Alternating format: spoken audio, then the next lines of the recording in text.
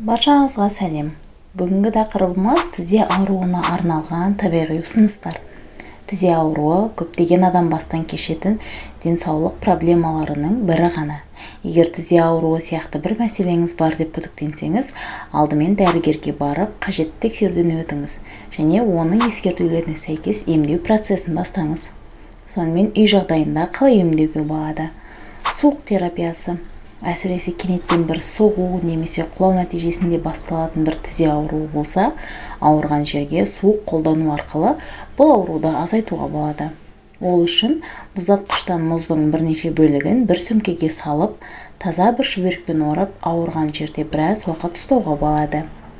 Зімбір және зімбір майы. Егер тізе ауруының себебі қабыну болса, зімбір майымен бұл ауырсынуды азайтуға болады. Тізе қақпағы және айналасына бірнеше тамшы зімбір майын тамызып, жағыңыз. Айналмалы қозғалыстармен массаж жасап, майдың әсерін көрсетуін күтіңіз. Таза немесе ұнтақталған зімбір шайын қайнатып ішуге болады, немесе оны бал және зәйтүн майы сияқты ингредиенттермен араластыру арқылы тұтынуға болады. Куркума және куркума майы. Ауырған жерге куркума эфир майын мұқият жағуға болады. Сондай-ақ күнделікті түрде бір шай қасық куркума ұнтағын бір кесе табиғи йогуртпен араластыру арқылы тұтынуға да болады. Алма сірке суы, зәйтүн майы. Тізе ауруына алма сірке суы және зәйтүн майы қоспасымен ең табиғи емді қолдануға болады. Алынған қоспамен тізе айналасына уқалау арқылы массаж жасаңыз және теріңіздің қоспаны сіңіруін күтіңіз.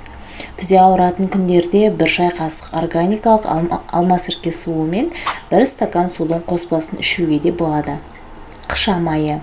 Тізе айналасына қыша майының бірнеше тамшысын тамызып, осы жерді уқалау арқылы сіңіріңіз. Итмұрын шайы. Итмұрын шайының ауруды басатын қасиеті бар. Тізеңіз ауырған кезде итмұрын шайын ішіңіз, сол кезде ауырғаны басылады. Кокос майы. Бұл тиімді және пайдалы майдың тізе қақпағы мен буын ауруын емдеу қасиеті бар. Құрамындағы дәрумендердің арқасында ауырсынуды жеңілдетеді. Және де ең соңғысы жалбыз майы. Тізе қақпағына жағылатын жалбыз майы ауырған жерде бірнеше секундта босаңсытады. Достар, осымен видеоның соңына да келіп жеттік. Видео сіздерге ұнады деген ойдамын. Каналға тіркеліп, лайк басуды ұмытпаңыздар.